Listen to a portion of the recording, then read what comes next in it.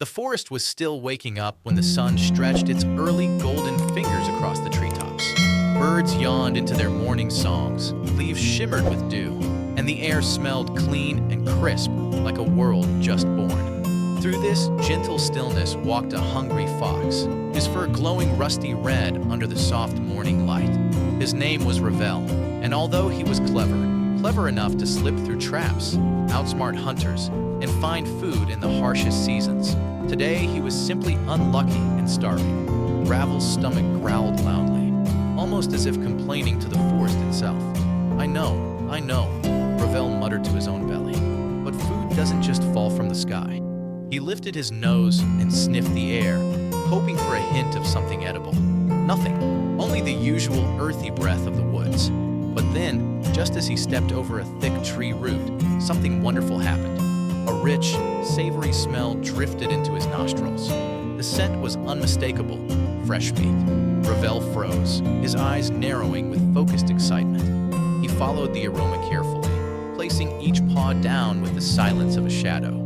Soon he reached a tall, sturdy tree with a broad white trunk and sprawling branches. There, perched proudly on one of the highest limbs, sat a glossy black crow, and in the crow's sharp beak hung a thick, delicious strip of red meat. Ravel's heart leapt. His luck had finally changed, but the meat was far too high. There was no way he could climb such a smooth trunk, and even if he tried, the crow would simply fly away. Ravel sat beneath the tree and tilted his head, studying the proud bird. The crow looked down with satisfaction, clearly aware that no creature on the ground could reach him or the treasure he held. Ravel smiled, not the smile of a friendly forest neighbor, but the slow, silky smile of someone who had just thought of something wickedly clever. He cleared his throat and called out sweetly, "Good morning, magnificent crow." The crow blinked, surprised at the unexpected praise. Ravel continued, letting his voice drip with admiration. "I must say, I have wandered these woods for years, yet never have I seen feathers as glossy and royal as yours. Why, you look as though you were carved from midnight itself." The crow straightened slightly, pleased, but he kept his beak locked tight around the meat. "Of course," Ravel added dramatically, placing a paw over his heart. "Your voice must be even more impressive than your appearance. I imagine the forest bows in silence just to hear your glorious song." This struck the crow deeply. His feathers puffed with pride. His chest rose. The idea of being admired, of being celebrated, felt too sweet to ignore. Still, he clung to the meat. Ravel shook his head slowly, as though in painful disappointment. But fate can be cruel. I suppose I'll never hear that amazing voice. Some creatures are simply too important to perform for a humble fox like me. The crow's eyes widened. Too important. Him. He couldn't resist. Cawing loudly to demonstrate the strength of his voice, the crow opened his beak, and the meat slipped free, tumbling through the air. Ravel lunged forward with perfect timing and caught it before it touched the ground. He bowed mockingly. "Thank you for the breakfast." The crow shrieked with anger, but the trick was already done. Ravel headed into the bushes with the meat, victorious and smug.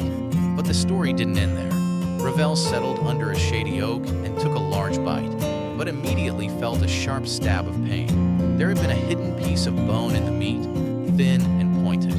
It scraped painfully inside his mouth, making him cough and choke. Within seconds, he was rolling on the ground, paws pressed against his jaw, eyes watering. He spat the meat out, gasping.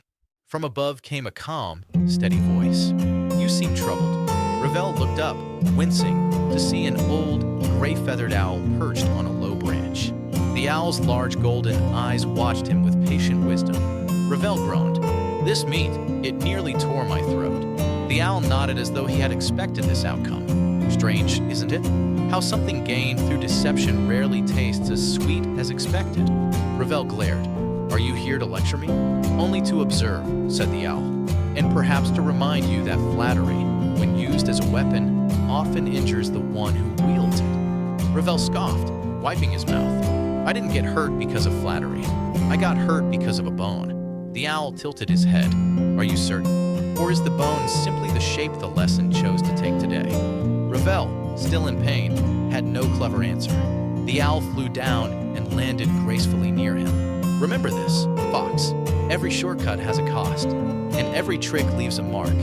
With a few silent beats of his wings, the owl rose and disappeared into the branches above. Ravel stayed where he was, too sore to move. The forest around him seemed strangely quiet now, as if waiting to see whether he understood the message.